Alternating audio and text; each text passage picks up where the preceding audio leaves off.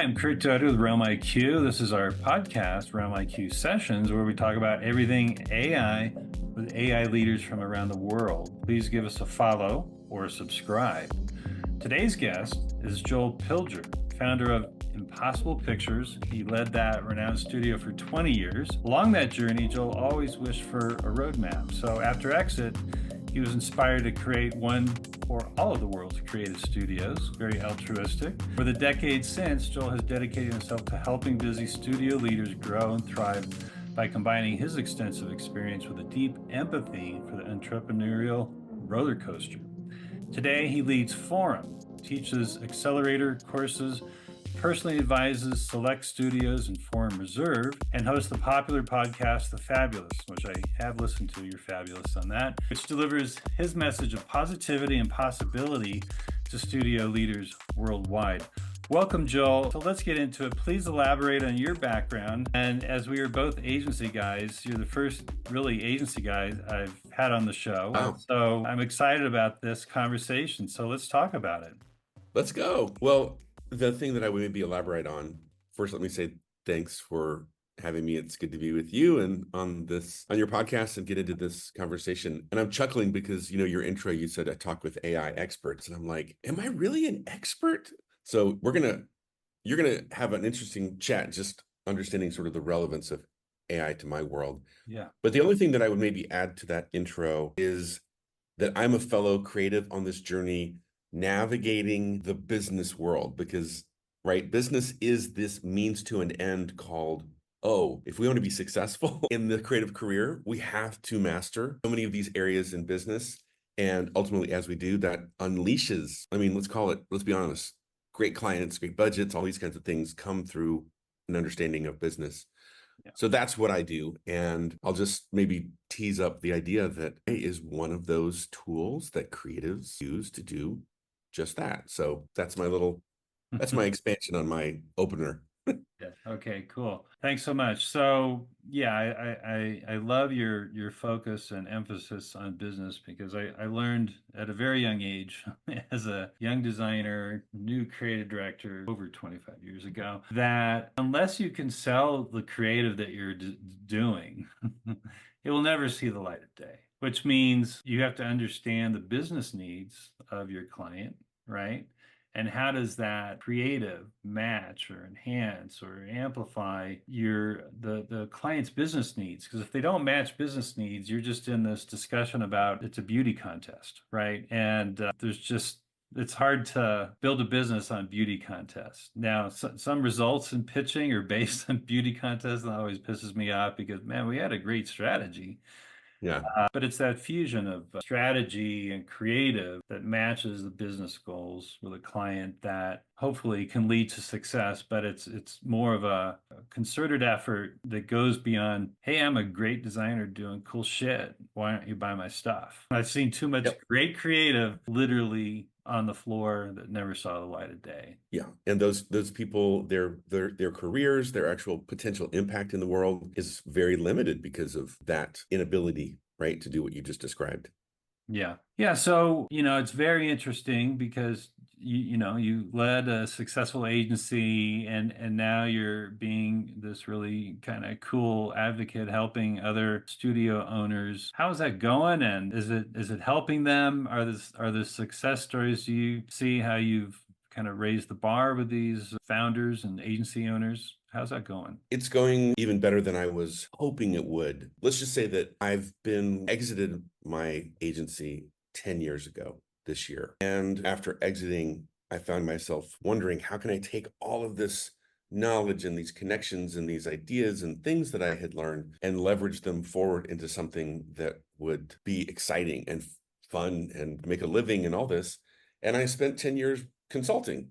And just this year was the year when I said, okay, I'm ready to really go back to my roots as being a founder. And how do I help all these other founders? And I launched this community that you mentioned called Forum. And I was really surprised because in just a few months, right, there are a little over 300 founders. And these are all people that I know, that I have vetted, that I've handpicked. So this is a really incredible group of individuals that are running studios and production companies and creative agencies. And what you already know, but I'll share with everyone else here, is that these founders are remarkably, they're not only brilliant and amazing people and far more talented than I ever was creatively, but they're generous, they're open, they're curious. And so when they drop into this private network, they contribute. They're asking great questions. They're helping each other. They're making other people make connections. Of course, I teach classes and we're having conversations about business practices and all that side of things. And how it's going, I would say very well. I'm very excited with the impact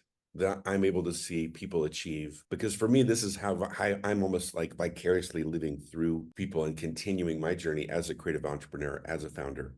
If everything that I learned, especially the mistakes I made, if I can give that to the next generation and help them basically have more impact more rapidly and give them a better shot at being successful in business, then I feel like I've made an impact in the world by helping today's creatives be unleashed, produce their best work, right? Do all the things that maybe I never got to do. So I'm excited about it. There's other things, of course, that I'm doing, like dinners and the podcast and working with people directly and that sort of thing. But overall, I'm very excited with where I am and what we're building. That's awesome. So I do want to talk about AI. I know you had briefly mentioned it.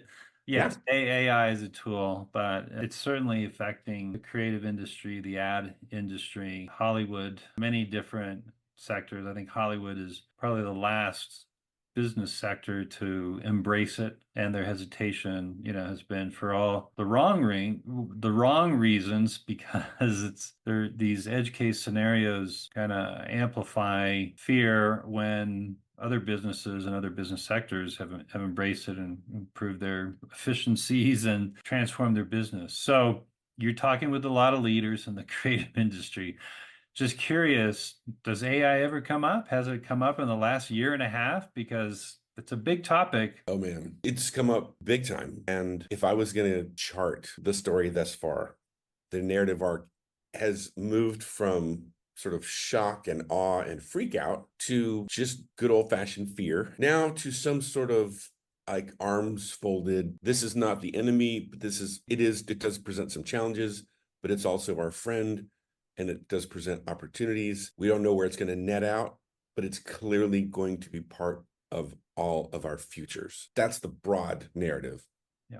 Just to give some specificity to it, as I'm thinking of the day inside my community when one agency owner, she runs a motion design studio with a few partners, and she posted one of the first posts when Midjourney was a thing, right? Mm-hmm.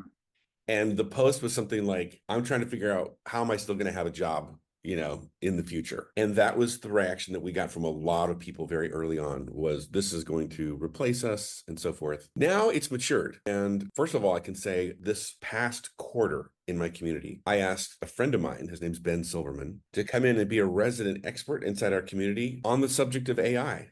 Mm-hmm. Because I knew everyone, I said, we need to spend at least a quarter talking about this. And the cool thing about Ben was, I challenged him. I said, as our resident expert in AI, I need you to be in here on a daily basis telling us, why should we care and how are we going to use this? And give us examples. Show me a production company, show me a studio, show me people that are using these tools, not just the crazy demos that we're all seeing on YouTube, right? Yeah.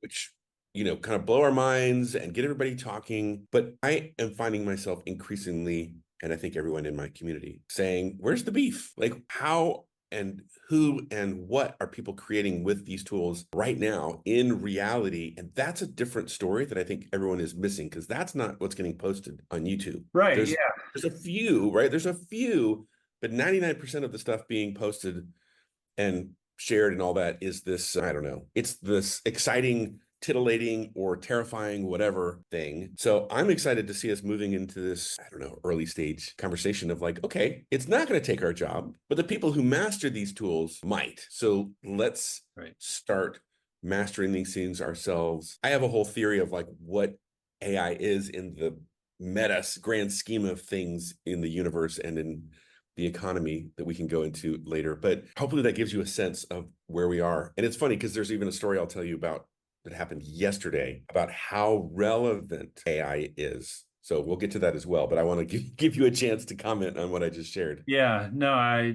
you were smart to bring in an AI expert. Just so we give workshops, but I built a group of experts that go beyond my focus, which is on creative, because I'm a creative guy for decades. And obviously, it's exciting. Gary, I jumped in, but my stable of mentors are coming from cybersecurity, ethics, teaching, education, and then marketing, PR, HR. So because every company that we talk to, you can't just go to the marketing group and expect them to like transform their company. You have to have a strategy that is more inclusive and broad in its application and focus so that it can be adopted and organically grow within a company.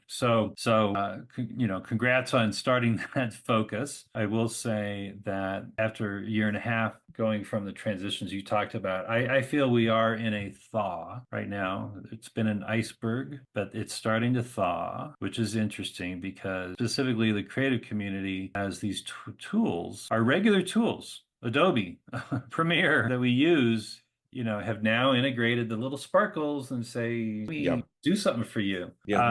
And so it's really not learning new tools. It's your old tools that have new features that are based on generative AI. And so that I think is helping adoption in the creative community because their competitors, they're using the same tools with the same new AI features.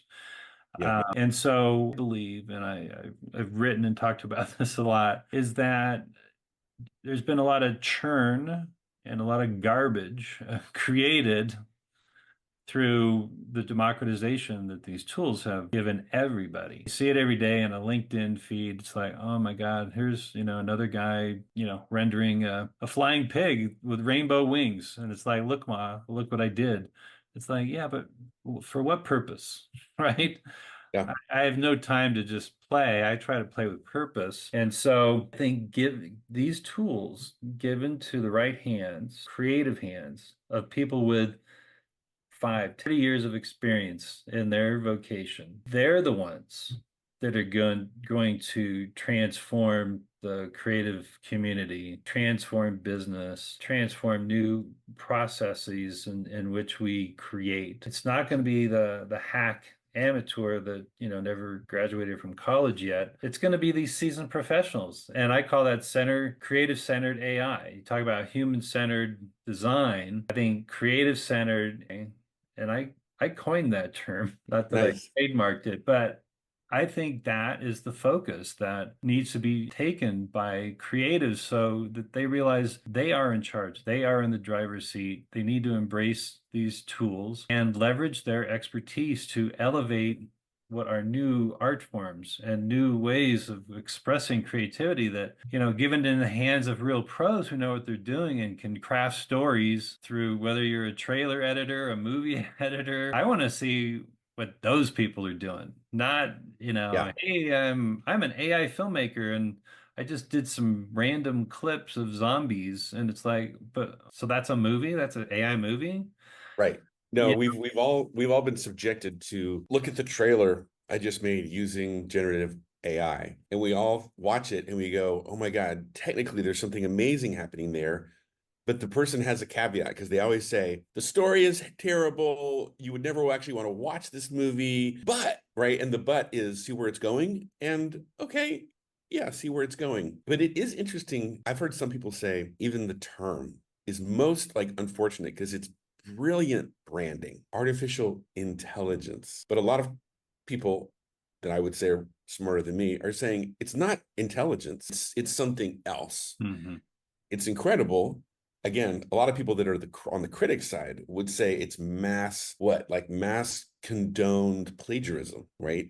At scale and at speed, right? There's all these arguments and legal issues that are being figured out. But I'm with you. Here's where I'll bring it back to, Curt, is a friend of mine, Ryan Summers, who's an amazing creative director at a studio that I work with, and he's one of my council members inside of Forum. He always brings it back to, as a creative, one of the greatest things that you bring to the world is your taste. Yes. Yes. And great creatives are taste makers. Yes, absolutely. And I will submit, again, we can unpack this if you want to, but I will submit that AI in its current form will never be a taste maker. It will be in the hands of a tastemaker, Right. but because it's a little bit like if you hired a young person maybe fresh out of college and then just said, all right, here's the entire internet Yeah. of creativity and images and words and phrases and video and everything. Now create the next thing, the thing that's going to be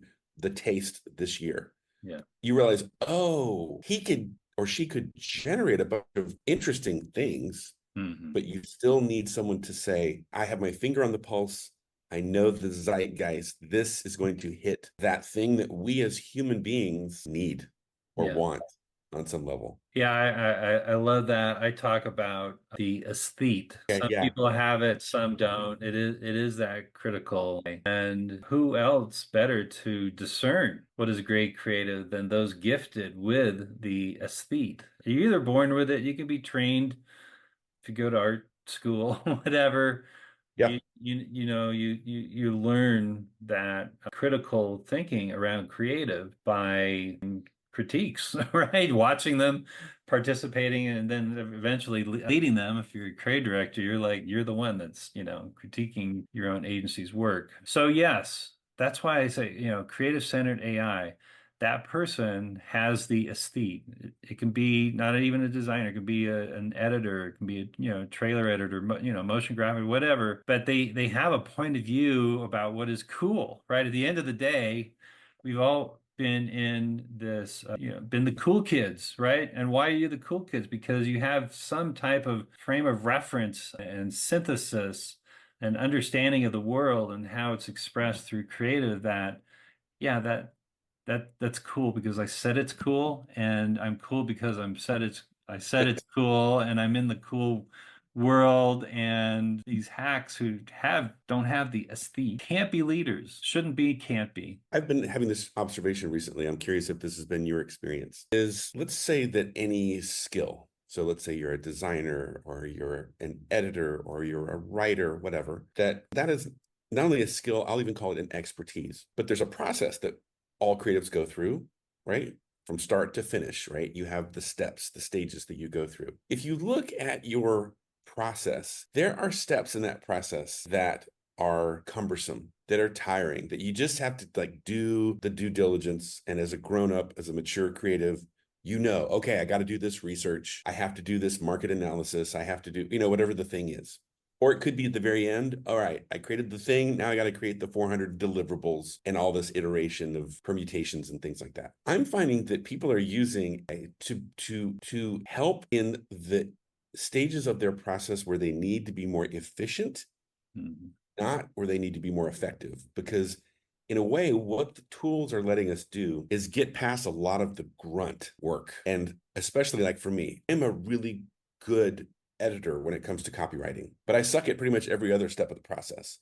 So that's why I will crack open ChatGPT and be like, do this hard work that I'm not really great at and be very efficient because it can just crank stuff out, crank stuff out, crank stuff. And then Joel, the tastemaker, comes in and says, now that you've done that, now I'm going to take the part of the process that I actually love and that I think I'm pretty damn good at and do that. And I'm just curious if that is, in a sense, where we're headed, is maybe these tools are going to simply help the processes that we already have solve the areas where we struggle being efficient and scalable. And then in the areas where we really have this genius, that we're going to be able to focus even more on that because the dirty work has been done at the other steps in the process by the tool that is good, but not really great at the level of what a human being can do. Absolutely. We have a process that we advise companies of how to analyze a workflow, not necessarily a creative workflow. It could be onboarding a new employee, in HR. And it's literally, if there's 10 steps in any workflow, identify 3 to 4 steps that are those menial tasks and see how AI can replace or enhance or augment those tasks. If you do just that, you've increased your productivity by 30 to 40% just by doing that. And so if you take that into a Hollywood paradigm, let's say, which is going through major transition right now, Yeah. not as many TV shows, not as many movies, dwindling amount of movie studios through consolidation. So that means to the creative community, it supports it, less work because it's less movies and smaller budgets for films. So then it's forcing all of us into this seat of efficiency. How can we save money, show the studio that we're saving money, be more productive with less? We're getting less jobs, but let's do them more quickly so that we can maintain some type of profitability to keep us on par where we've been. When Adobe Premiere came out with their features, it was an amazing demo, kind of instant rotoscoping, which is a laborious process before, kind of scene enhancement, replacing objects within a briefcase. Then it's like, it's moved from, hey, we'll fix it in post to we'll fix it in AI. And what editor doesn't like that? Yeah, they have to learn some things, but these are simple to use tools, but it's putting the rotoscope artists out of work, which is inevitable. But that editor is still crafting the story, this movie, but they're just enhancing, extending their scenes that they have to work with.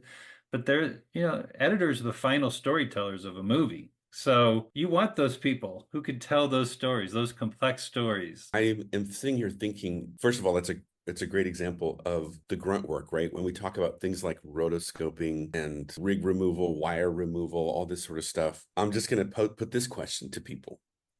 Because I've noticed this throughout my life, right? That when jobs get eliminated by the marketplace, like, first of all, let's acknowledge that disruption sucks, okay? Because human beings, by nature, we like predictability. There's something in our, DNA that wants consistency. We don't like change, especially when it comes attached with, hey, I might not be able to pay for my meal tomorrow, or I might lose my house or something.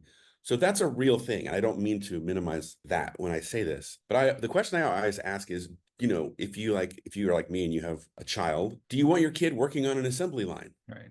Right? Do you want to have your kid grow up and be a rotoscope artist is the way to put it in a creative context. So everyone knows the answer to that is, well, no, but, right. And then there's this but called, yeah, but my job, it's different. That shouldn't apply to me. And my encouragement is it's always been this way. Yeah. AI, okay, is just an innovation. It's a tool in this ongoing process that's been happening for, honestly, thousands of years, and it's accelerated in the past few hundred years, and it's rapidly accelerated in the last, call it 30 years, which we would call the digital revolution. Yeah. Are you familiar with this word? Yeah, if you're familiar with this word, ephemeralization, it's this word Kind of, that, but what's your application? yeah, so Buckminster Fuller, Mm-hmm. this thinker, futurist, I don't even know how I would describe him. I was at a conference in Milan, and one of the creative directors from Buck was on stage presenting their latest work and so forth. And when he was talking about the company, he said, we are actually named after Buckminster Fuller. And by the way, here's this quote that we often share. And it was this quote where Buckminster Fuller says, ephemeralization is the process by which we can do more and more with less and less until eventually you can do everything with nothing. And when I saw that quote, I about fell out of my chair. I said, oh my God, that is the thing. This is the tension that we've all lived with all our lives, but especially business and as a creative. And when you start realizing, oh, AI is the next iteration of this process of ephemeralization happening in the world, because guess what? We can now do more and more with less and less, and we continue to march towards a future where we will eventually be able to do everything with nothing. And so my encouragement is, once you realize that, you realize, well, this has been the same damn job we've been doing ever since I started in this career. It's just we think as human beings, but that's painful. And I've had a really good, steady job for the past 10 years, and I kind of thought that I had escaped that process. I thought I had sort of opted out that didn't no longer applied to me. And the reality is it applies to everybody. And AI is one of those things that will be, I submit, ubiquitous Oh yeah. as the latest disruptor of this process. Yeah, two things I want to break that down. The first is this idea of creating a space through these efficiencies that have been afforded us. What do you do with that space? It's a new space in your soul, your time, and what are you doing with that space? Now, you can either work harder, be more productive, you could spend more time with your family, have a balanced life, or what I think is more important is how can you achieve a higher level thinking to problem solve new things that you were just too bothered to even contemplate before in Right. your own personal life, in your own industry, solving world problems, which we have a lot. I think there hasn't been enough focus on that mindset of what are you doing with that time? And so that's my first kind of response to what you talked about. The second is from an agency perspective, this is another concern, is like, let's just say, I'm a head of marketing at a movie studio and contacted an agency and I said, hey, I want you to work on a new campaign. And that agency says, yeah, well, we've been learning AI and we've embraced it, but we're still highly creative. And they say, oh, really? So you're using that AI stuff. Okay, well, so why are you charging the same amount if that's saving you time by 30 to 40%? Will you reduce your prices by 40% because you said you're an AI studio now? Right. And so my concern is, and this affects all type of work that is based on billable hours. Billable Sure. hours lead into profitability because you have to have a profit margin based on the markup of the hours that you pay the salary, the person that's sitting in the seat. So you can pay for your EBITDA and all that stuff. So all of a Yeah. sudden there's a crisis about billable hours. And if not handled from a creative community aspect, are we in a race to the bottom? Forget about job elimination. I'm talking about the value that creative agencies give to their clients. How do we shore up agencies to stand firmly and not get into that race to the bottom? Man, these are great questions. And you are absolutely hitting two topics I would love to unpack. So first question we're going to answer, I think, here is sort of the what to do about it. Now I have the concept that I talk about.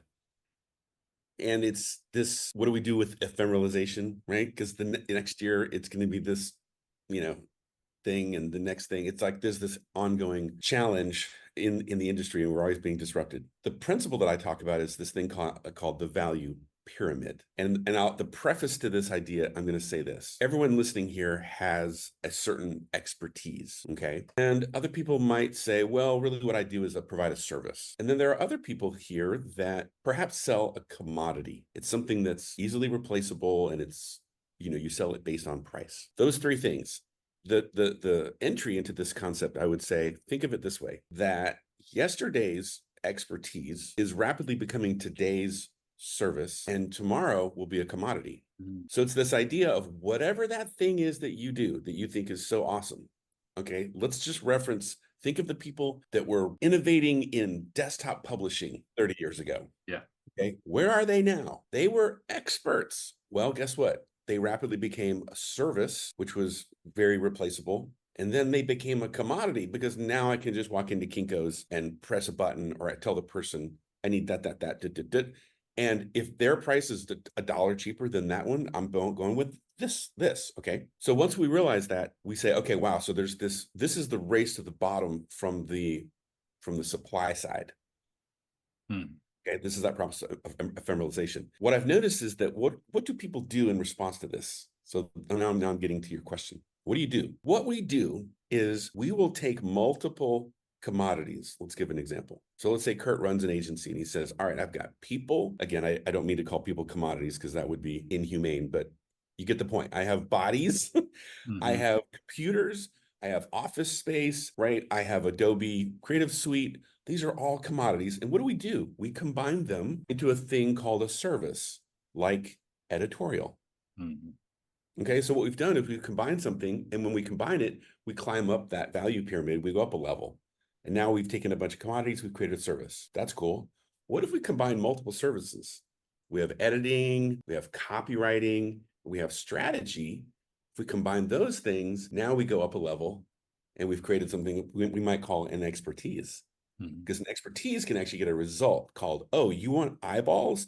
You want a trailer? You want a campaign that's going to bring in people to watch your movie?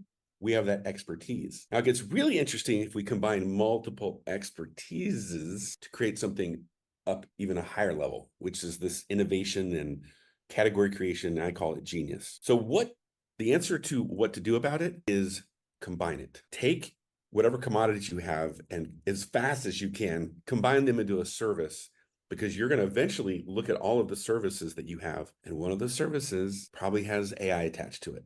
And you are now going to look at it and say, how do I combine that to create some new form of value called an expertise? Yeah. So I think that's my answer to that. Number two. I want to interject. Yeah, go ahead. Interject. Because I love that, the roll up, your some of your parts. There's another trend out there, and I hear it. Oh, we're an AI first agency, and I'm going, what the fuck are you doing? It's like what, and Like we're a desktop publishing I'm an first. AI graphic designer. It's like, what are you doing? It's like, why position yourself like that? And it's wrong. We shouldn't be in an AI first world. AI is a number one topic in the world, but how you infuse that into your services, it should not lead. It might be a company strategy to focus on it, to transform your company. But Pepsi is never going to say we're an AI first company. No, it's like you make beverages. What are you talking about? You're an AI first company. It's like, not that they said that. I'm just using it as an example. Well, I think my observation has been those are people that are seeing there's a trend, there's a very fashionable word, and they want to leverage and they want to what is it, draft off of that heat for the moment. And it is very short-sighted, because I would just submit, if I saw, like, if one of my clients said, we are an Adobe After Effects first motion design studio, I would say that's the dumbest thing you could ever lead with.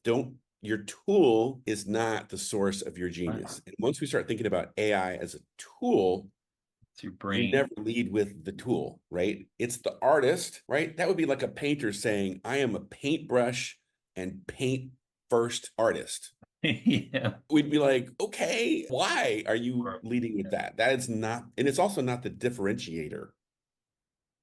Because when we talk about positioning, you're leading with a commodity. You're leading with a commodity, and you're putting yourself in a position where a year or two from now, I think people are going to snicker. Oh, 6 months. It's a very short cycle.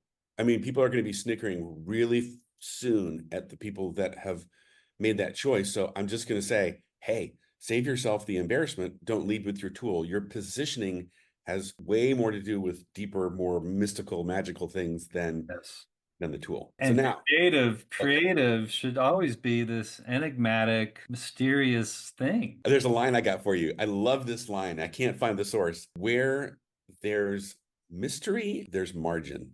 And so when you think about that, it's this idea of, because we're about to talk about pricing. This is a good lead into pricing. When you go to a client and you say, here's what I do, there better be some damn mystery to it. There better be some magic and some dark, crazy, weird, mystical shit going on there, because that's why your client is going to trust you. And when we start talking about pricing, that's one of the reasons I'm going to pay a premium, because there's this je ne sais quoi. Oh yeah. Misunderstood, or something I can't just quantify and give to the robot, and the robot can't do it. Yeah. So you're here. So I'm going to pay you to do it. Why would I pay a premium?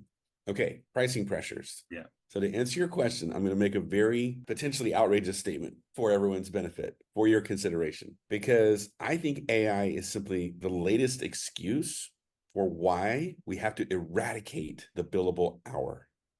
Okay, so I've got a couple friends. I'm going to mention Jonathan Stark, among others, who are these other, consultants, advisors, people that, here's what I'll say. The billable hour, its time has come. We're going to take it out back. We're going to shoot it. Because as creatives, we should never be measured and rewarded or compensated based on inputs. That's like saying, well, you tried really hard, therefore I'll pay you a lot of money. We have to figure out a way that we are compensated and rewarded for our results. You need me to make something for you. I'm going to make the thing for you. What's the value of that?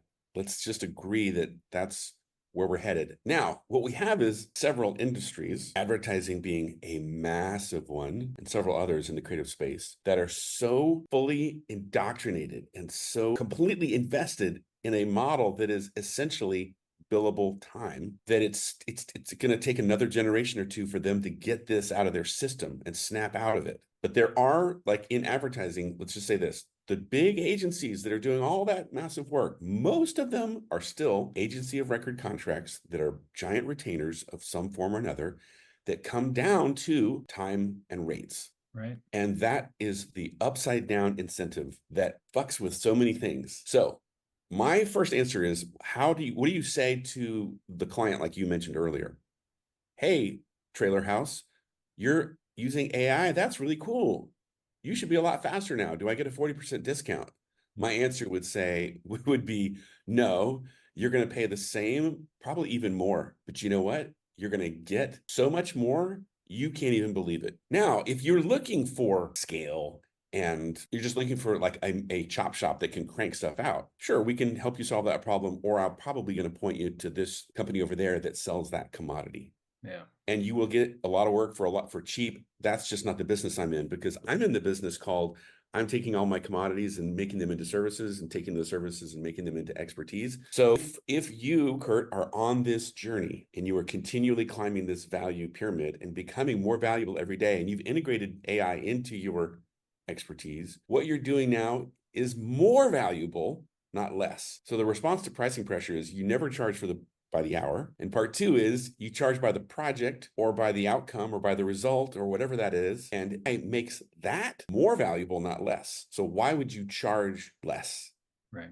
Yeah, it's a very important thing for the agency owners to understand, but also the education of the clients of that concept. Yes. And that's the conversation that you articulated is we're giving you more value, and it's less about efficiency, it's about efficacy. Thank and you. we've spent a year and a half with just talking about, oh my God, it makes me so more efficient. It's like, yeah, but did it make you better at what you originally did? Like a better writer, a better designer, a better strategist with that time, right? That you get. It's like, are you just saving time, or are you improving yourself? Are you supercharging yourself, becoming, a super person based on the career that you've had? And, yes, artificial intelligence is the wrong terminology. I started using augmented intelligence because that's what it's doing. It's augmented. It's augmenting me. Yeah. But, hard to change that moniker at this point. But philosophically, that is what's happening. So yeah, thanks for your response. We are this is such a great conversation because we're both agency guys, and it's like I haven't had this type of conversation. I have to talk about other things with other founders, technology and ethics. It's like, yeah, it's all important, but man, it's been great having a kinship on this show. I hope it's been a good conversation for you. Oh, I've loved it. So fun.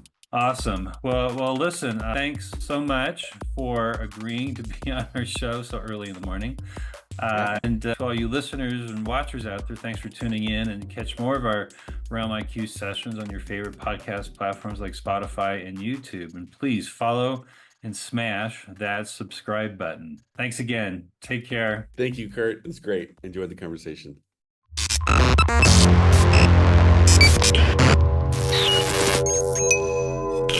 RealmIQ. Book your corporate AI workshop today. CurtDoty.co. Branding, marketing and product development.